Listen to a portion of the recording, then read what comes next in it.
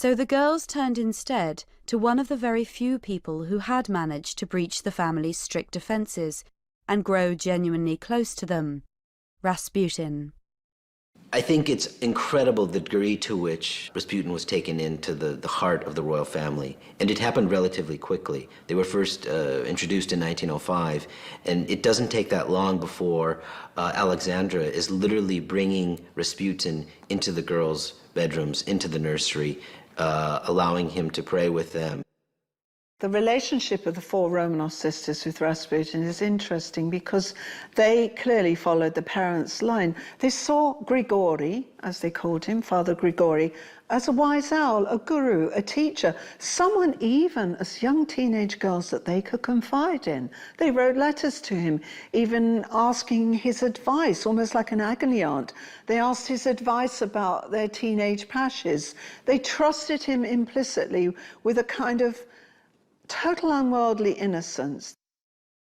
Alexandra had always fought to preserve her daughter's innocence, but beneath their unruffled exteriors, private passions seethed.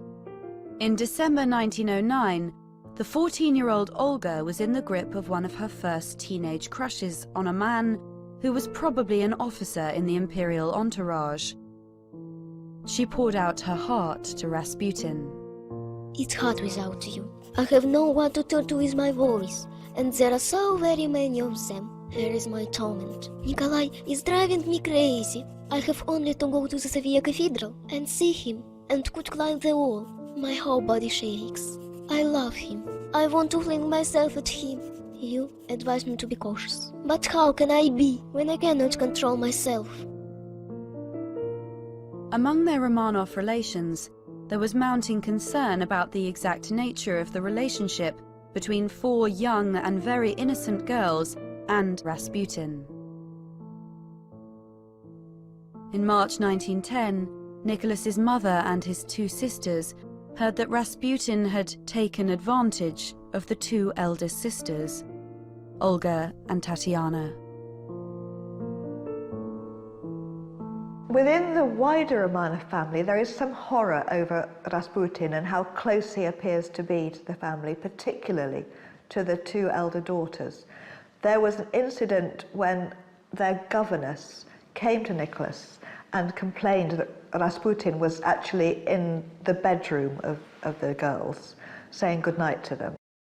Nicholas's mother was so concerned about her granddaughters and about the future of the Romanov line that she confided in the Prime Minister, Vladimir Kakhovstov. My poor daughter-in-law is ruining the dynasty and herself. She sincerely believes in the holiness of an adventurer, and we're powerless to ward off the misfortune that is sure to come.